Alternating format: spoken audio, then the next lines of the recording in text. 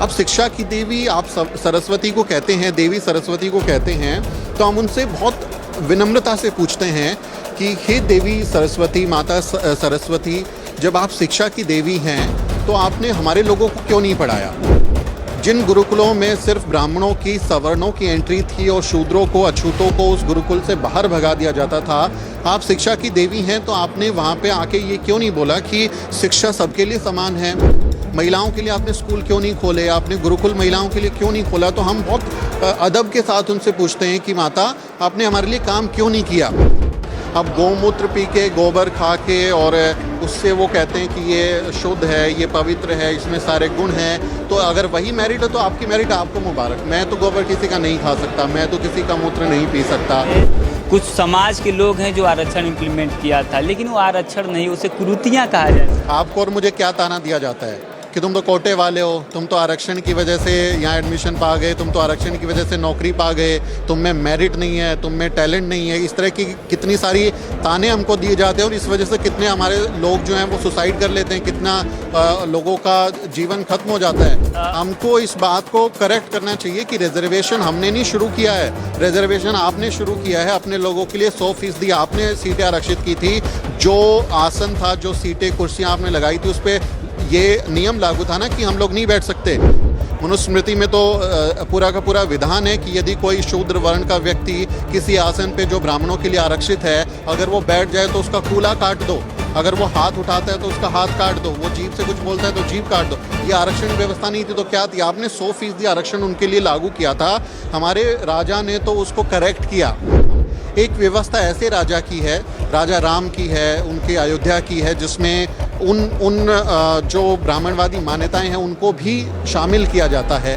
लेकिन एक व्यवस्था हमारे श्रमजीवी राजाओं की है, हमारे कमेरे समाज के राजाओं की है, जो समाज में सबको साथ लेकर चलने की बात करते हैं। जो हमको ताना देते हैं उनकी मेरिट क्या है? जो हमको ताना देने वाले मेरिट हैं, उन्होंने बताइए कि देश में कितने बड़े आविष्कार किए, कौन से वैज्ञानिक की क्रांतियाँ यहाँ पर शुरुआत कर दी, कौन से बड़े उन्होंने उद्योग धंधे स्थापित कर दिए, कौन से चमत्कार उन्होंने करके दिखा दिए। यहाँ जहाँ हम खड़े हैं महाराष्ट्र सदन में, जब सावरकर के ऊपर कार्यक्रम था तो माता सावित्रीबाई फुले का यही स्टैचू हटा के यहाँ पे सावरकर की बीच में मूर्ति लगा के पूजा की जा रही थी। खूब लड़ी मर्दानी, वो तो झांसी वाली रानी थी। तो असल में वो मर्दानी जिसको आप कह रहे हैं, हालांकि वो पेट्रियार्कल वर्ड है, मैं उसको सपोर्ट नहीं करता, लेकिन जिस तरह से वो लड़ी, वो तो झलकारी बाई थी, वो हमारे समाज की महिला थी। आप उनका इतिहास नहीं बताते हैं। आपके लिए आपके अपने नायक तो बहुत बड़ा काम करते हैं, लेकिन हमारे लोगों ने कितना संघर्ष किया है उसके बारे में आप कोई बात नहीं करते। नमस्कार, मैं श्रवण कुमार, आप देख रहे हैं नेशनल दस्तक। देश भर में अगर बात किया जाए तो आरक्षण को लेकर, शोषित वंचित समाज के अधिकार को लेकर तेजी से लड़ाइयाँ लड़ी जा रही है। आज हमारे पीछे आप देख सकते हैं स्टैचू लगा हुआ है, छत्रपति साहू जी महाराज जी का स्टैचू है। देश जब गुलाम था उस समय आरक्षण का जो प्रावधान छत्रपति साहू जी महाराज ने किया और शोषित वंचित समाज को भागीदारी दी और तमाम काम किए। हमारे साथ बातचीत करने के लिए सुमित चौहान जी हैं। पहले तो स्वागत है सर आपका। बहुत बहुत शुक्रिया आपके सभी दर्शकों को। जय भीम। सर, आप हमेशा देखा जाए तो मुखर होकर शोषित वंचित समाज के हक अधिकार के लिए हमेशा लड़ाइयाँ लड़ते हैं मनुवादियों से। क्या कहेंगे, आज छत्रपति साहू जी हैं, देश भर में आरक्षण को लेकर जिस तरह से दावा ठोक रही हैं, आरक्षण का मतलब थोड़ा समझें। देखिए, छत्रपति साहू जी महाराज के सामने हम बात कर रहे हैं और हमारे पुरखों की शान यहाँ दिखाई दे रही है।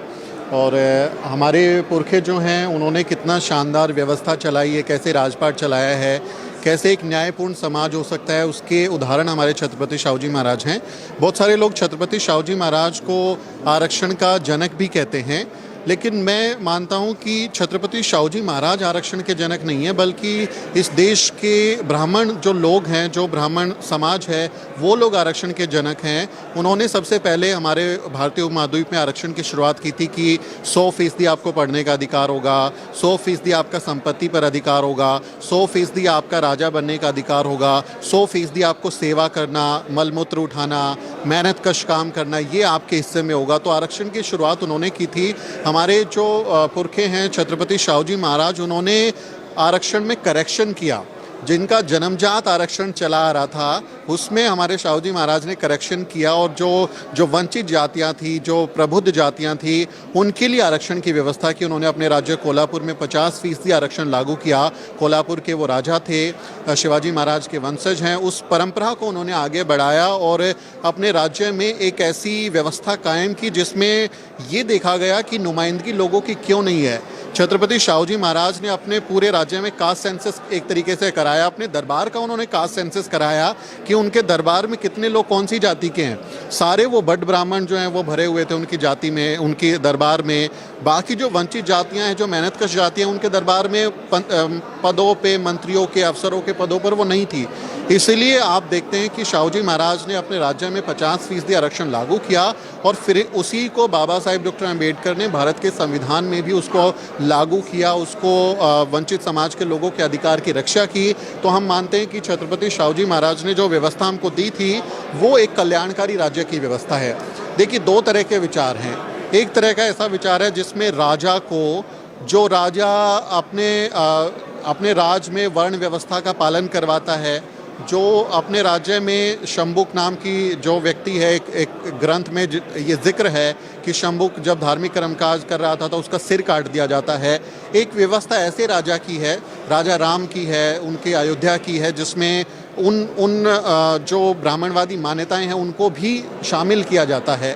लेकिन एक व्यवस्था हमारे श्रमजीवी राजाओं की है, हमारे कमेरे समाज के राजाओं की है, जो समाज में सबको साथ लेकर चलने की बात करते हैं, सबको न्याय देने की बात करते हैं। चाहे वो हमारे संत गुरु रविदास महाराज हों, ऐसा चाहूँ राज में जहाँ मिले सबन को अन्न, छोट बड़े सब सम बसै रैदास रह प्रसन्न। तो हमारे गुरु रविदास महाराज जिस बेगमपुरा की कल्पना करते हैं, वो बेगमपुरा को हकीकत किया हमारे छत्रपति शाहू जी महाराज ने। अगर देखा जाए इतिहास में तो छत्रपति शाहू जी महाराज और सम्राट अशोक, यही जो राजा हुए जो जन कल्याण की बातें की। आपने एक और जिक्र किया कि हजारों साल पहले कुछ समाज के लोग हैं जो आरक्षण इम्प्लीमेंट किया था, लेकिन वो आरक्षण नहीं, उसे कुरीतियाँ कहा जाए। नहीं, वो आरक्षण है। ये हम लोगों को अपनी शब्दावली को बिल्कुल सही से इस्तेमाल करना चाहिए, क्योंकि आप देखते हैं आपको और मुझे क्या ताना दिया जाता है कि तुम तो कोटे वाले हो, तुम तो आरक्षण की वजह से यहाँ एडमिशन पा गए, तुम तो आरक्षण की वजह से नौकरी पा गए, तुम में मेरिट नहीं है, तुम में टैलेंट नहीं है। इस तरह की कितनी सारी ताने हमको दिए जाते हैं और इस वजह से कितने हमारे लोग जो हैं वो सुसाइड कर लेते हैं, कितना लोगों का जीवन खत्म हो जाता है। तो इस तरह से हमको इस बात को करेक्ट करना चाहिए कि रिजर्वेशन हमने नहीं शुरू किया है, रिजर्वेशन आपने शुरू किया है। अपने लोगों के लिए 100% आपने सीटें आरक्षित की थी। जो आसन था, जो सीटें, कुर्सियाँ आपने लगाई थी, उस पर ये नियम लागू था ना कि हम लोग नहीं बैठ सकते। मनुस्मृति में तो पूरा का पूरा विधान है कि यदि कोई शूद्र वर्ण का व्यक्ति किसी आसन पे जो ब्राह्मणों के लिए आरक्षित है, अगर वो बैठ जाए तो उसका कूला काट दो, अगर वो हाथ उठाता है तो उसका हाथ काट दो, वो जीभ से कुछ बोलता है तो जीभ काट दो। ये आरक्षण व्यवस्था नहीं थी तो क्या थी? आपने 100% आरक्षण उनके लिए लागू किया था। हमारे राजा ने तो उसको करेक्ट किया, हमारे राजा ने उसमें सोशल जस्टिस का आइडिया दिया। लेकिन आपने जो कहा कि हमारे लोगों पे हमेशा ताना वाना दिया जाता है कि आप आरक्षण से आए हैं, तो ये हमें जहाँ तक उम्मीद है कि जो हमारे राजा हैं छत्रपति शाहू जी महाराज, उनको बदनाम करने की कोशिश किया जा रहा है। वो करें, उनके करने से क्या होता है? उन्होंने अपने राज्य में इसको लागू किया, इम्प्लीमेंट किया और एक खूबसूरत राज्य, कल्याणकारी राज्य कोल्हापुर को उन्होंने यथार्थ में तब्दील किया। जो हमको ताना देते हैं उनकी मेरिट क्या है? जो हमको ताना देने वाले मेरिट हैं, उन्होंने बताइए कि देश में कितने बड़े आविष्कार किए, कौन से वैज्ञानिक की क्रांतियाँ यहाँ पर शुरुआत कर दी, कौन से बड़े उन्होंने उद्योग धंधे स्थापित कर दिए, कौन से चमत्कार उन्होंने करके दिखा दिए। अब गोमूत्र पी के, गोबर खा के और उससे वो कहते हैं कि ये शुद्ध है, ये पवित्र है, इसमें सारे गुण हैं। तो अगर वही मेरिट है तो आपकी मेरिट आपको मुबारक। मैं तो गोबर किसी का नहीं खा सकता, मैं तो किसी का मूत्र नहीं पी सकता। हम आपकी मेरिट आपको हवाले। हमारे लोगों ने मेरिट से अपने आप को साबित किया ना। बाबा साहब डॉक्टर अम्बेडकर ने मेरिट से साबित किया ना कि उनके मुकाबले कोई संविधान लिखने वाला नहीं था उनके मुकाबले का ना, इसलिए उनको चेयरपर्सन बनाया गया ड्राफ्टिंग कमेटी का। हमारी बहन जी जब मुख्यमंत्री बनी यूपी की तो उन्होंने एक कल्याणकारी राज्य स्थापित किया, वो मेरिट थी तो वो दिखाया ना। हमारे लोग जिस तरह का अपने शासनकाल में काम करते हैं वो हमारी मेरिट हैं। मैं यहाँ बैठ के चांद सितारे की बातें करूँ, मैं ग्रह बदल दूंगा, मैं वो कर दूंगा, तो ये इतने हज़ारों करोड़ रुपए खर्च करके इसरो मिशन क्यों भेज रहा है भाई? आप यहीं पे बैठ के अपना मंत्र फूंक दो हम चीन पाकिस्तान के खिलाफ इतने हथियार क्यों खरीद रहे हैं? आप श्राप दे के भस्म कर दो, अगर मेरिट है तो दिखा दीजिए। लेकिन देखा जाए सर, जिस तरह से इतिहास में बहुजन समाज के महापुरुषों को दबाया गया, ये महाराष्ट्र सदन है। मैं चाहूँगा सर थोड़ा चलते चलते, क्योंकि देश में जिस तरह से बहुजनों को इतिहास को दबाया गया, इस सदन में अगर देखा जाए तो माता सावित्रीबाई फुले जी की भी प्रतिमा लगी हुई है। मैं वहाँ पे भी लेकर चलूँगा, क्योंकि सर जो सुमित सर हैं वो हमेशा देखा जाए तो जो बहुजन महापुरुष लोग हैं उनको हमेशा अपने सोशल मीडिया के माध्यम से दिखाते हैं। देश में आप सभी लोग जानते होंगे कि शिक्षा की देवी किसको माना जाता है। आमतौर पे किताबें भी पढ़ाई जाती हैं और कॉलेज यूनिवर्सिटी में स्टैचू भी आपको देखने को मिलेगा। आखिर वो कौन लोग हैं सर? माता क्रांतिकारी सावित्रीबाई फुले जी हैं, इनका स्टैचू लगा हुआ है। बताइए कि आखिर इस देश में शिक्षा की देवी असली कौन? मेरे लिए, हमारे समाज के लिए शिक्षा की देवी माता क्रांति ज्योति सावित्रीबाई फुले हैं। और जिस व्यक्ति ने आपके लिए कुछ किया, जिस व्यक्ति के काम से आपकी ज़िंदगी में बदलाव आया, जिस व्यक्ति के काम से आप ज़मीन से उठ के आसमान में चले गए, आपके लिए वही भगवान है ना। भगवान अगर कल्पना को मानते हैं कि ईश्वर है और वो आपकी ज़िंदगी बदल देता है, उसके पास शक्तियाँ हैं, तो ऐसा भगवान हमारी नज़र में हमारे महापुरुष और हमारी महामहिलाएं हैं जिन्होंने हमारी ज़िंदगी को बेहतर बनाया। अब शिक्षा की देवी आप सरस्वती को कहते हैं, देवी सरस्वती को कहते हैं, तो हम उनसे बहुत विनम्रता से पूछते हैं कि हे देवी सरस्वती, माता सरस्वती, जब आप शिक्षा की देवी हैं तो आपने हमारे लोगों को क्यों नहीं पढ़ाया? जिन गुरुकुलों में सिर्फ ब्राह्मणों की, सवर्णों की एंट्री थी और शूद्रों को, अछूतों को उस गुरुकुल से बाहर भगा दिया जाता था, आप शिक्षा की देवी हैं तो आपने वहाँ पे आके ये क्यों नहीं बोला कि शिक्षा सबके लिए समान है, मेरे सभी बच्चों को शिक्षा का अधिकार है, उनको पढ़ना चाहिए, मैं उनको पढ़ाऊंगी, मैं उनको ज्ञान दूंगी। तो आपने हमारे लिए वो काम नहीं किया, इसलिए हम आपसे पूछते हैं कि आपने हमको क्यों नहीं पढ़ाया? महिलाओं के लिए आपने स्कूल क्यों नहीं खोले? आपने गुरुकुल महिलाओं के लिए क्यों नहीं खोला? तो हम बहुत अदब के साथ उनसे पूछते हैं कि माता, आपने हमारे लिए काम क्यों नहीं किया? और जब इस कसौटी पर हम इस चीज़ को कसते हैं, इस बात को देखते हैं, तो हमें एक ही चेहरा याद आता है और वो है हमारी बहुत ही प्यारी माता सावित्रीबाई फुले, जिन्होंने अपनी पूरी ज़िंदगी लगा दी। उन्होंने अपनी ज़िंदगी के हर पहल हमारे लिए काम किया।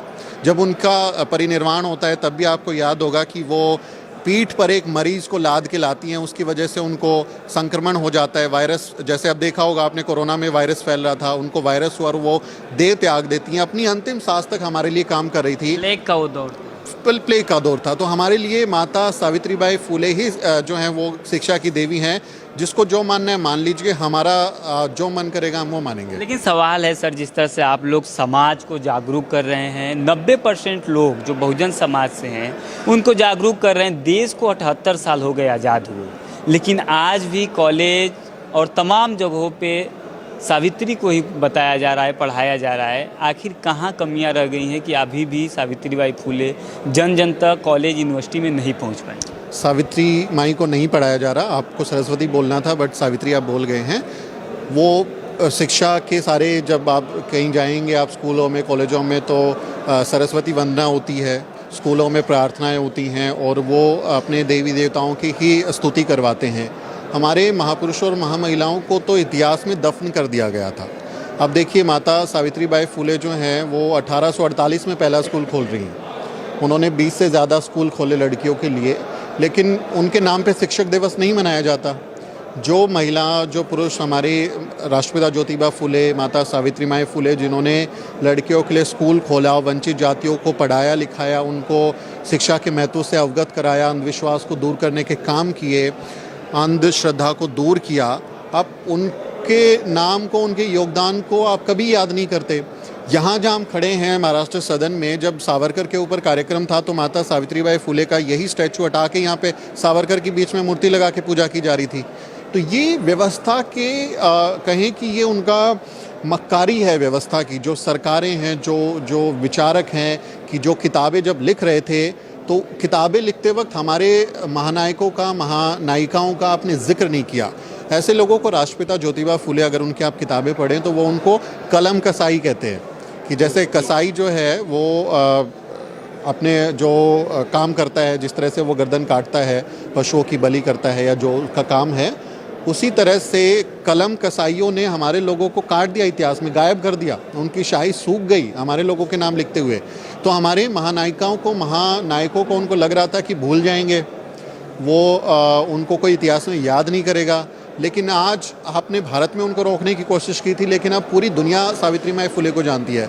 गूगल ने जब डूडल बनाया माता सावित्रीबाई फुले की जयंती पे, तो वो सिर्फ भारत में नहीं था ना, वो पूरी दुनिया में लोग उस पर क्लिक करके देख रहे थे कि ये लेडी कौन है भाई जिनका आज डूडल बनाया। तो माता सावित्रीबाई फुले की जो क्रांति है, जो ज्योति है, वो पूरी दुनिया में फैल रही है और उनका जो काम है आज पूरी दुनिया में सराहा जा रहा है। उनके नाम पे इंस्टीट्यूट्स बने हैं, यूनिवर्सिटी बनी है, सड़कें बन रही हैं, उनके नाम पर रिसर्च हो रहा है, उनके जो कलेक्टिव वर्क्स हैं वो प्रकाशित हो रहे हैं।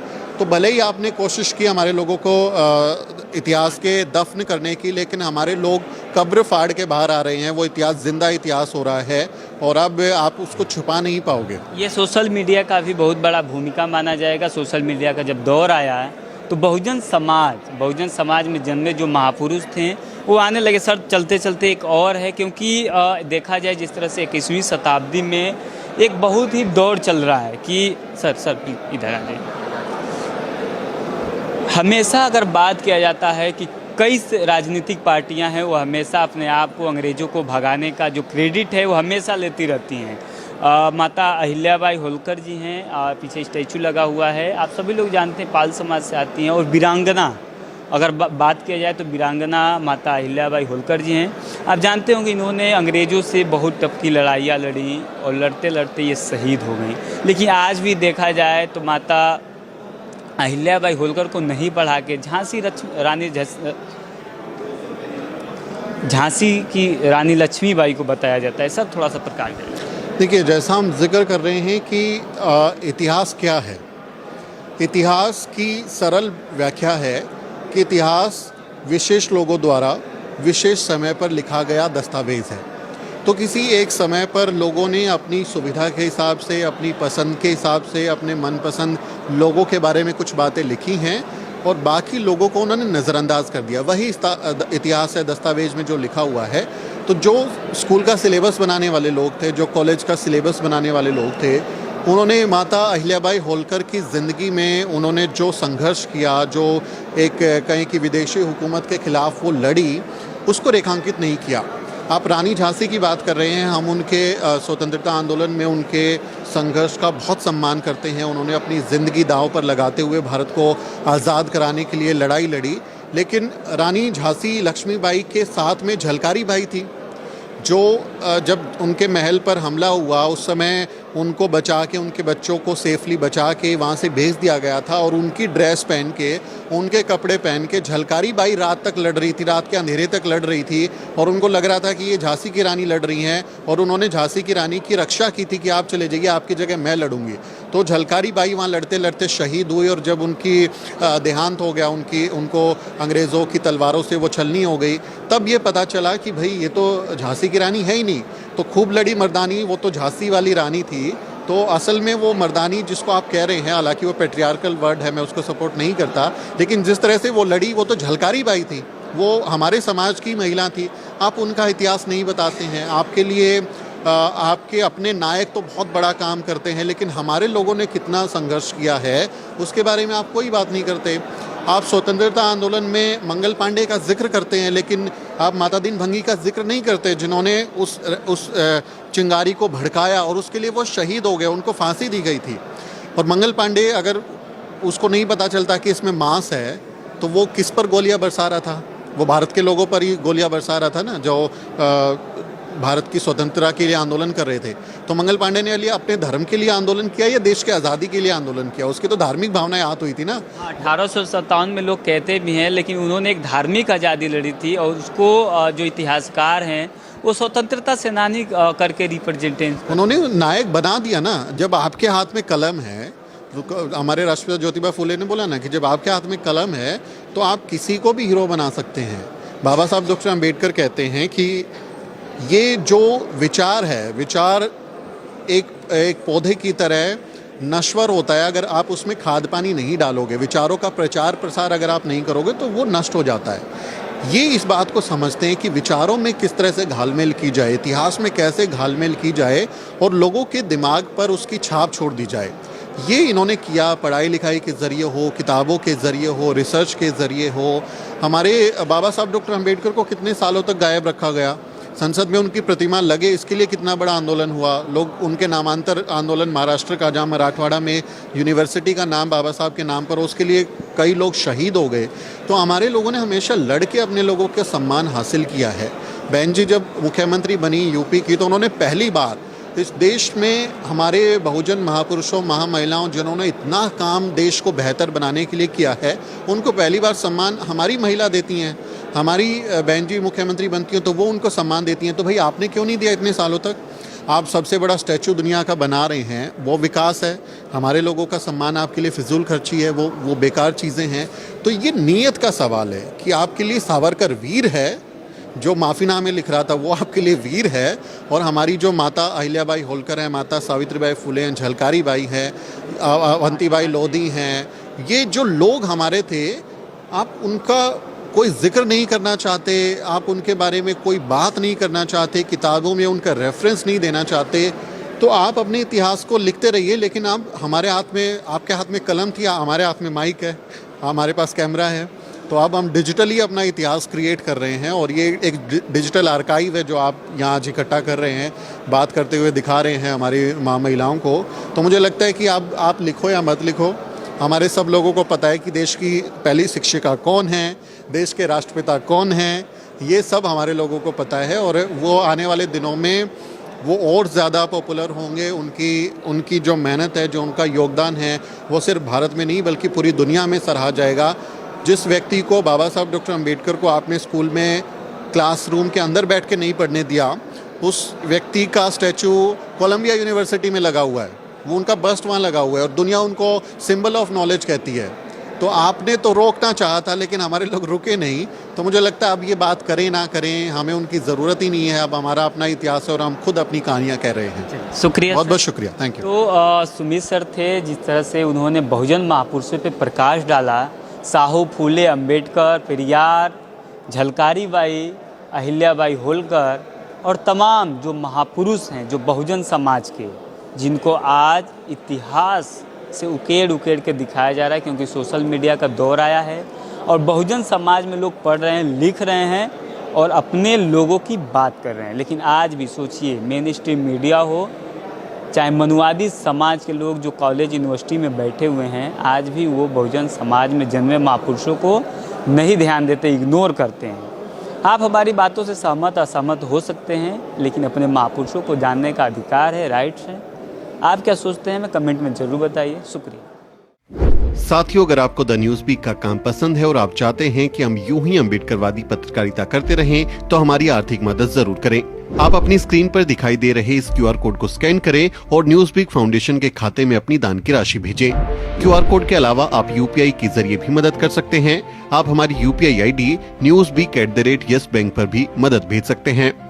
इसके अलावा आप हमारे अकाउंट में भी मदद भेज सकते हैं। खाते का नाम है Newsweek Foundation, account number है 02358800000640। IFSC कोड है YesB000235। बैंक का नाम यस बैंक है और ब्रांच है नेहरू पैलेस, दिल्ली। आप डोनेशन के एवज में इनकम टैक्स में भी छूट पा सकते हैं। डोनेशन की रसीद पाने के लिए ट्रांजैक्शन का स्क्रीनशॉट हमें भेजें। टाइप करें डोनेशन स्पेस आपका नाम और हमें 8595794224 पर व्हाट्सएप करें।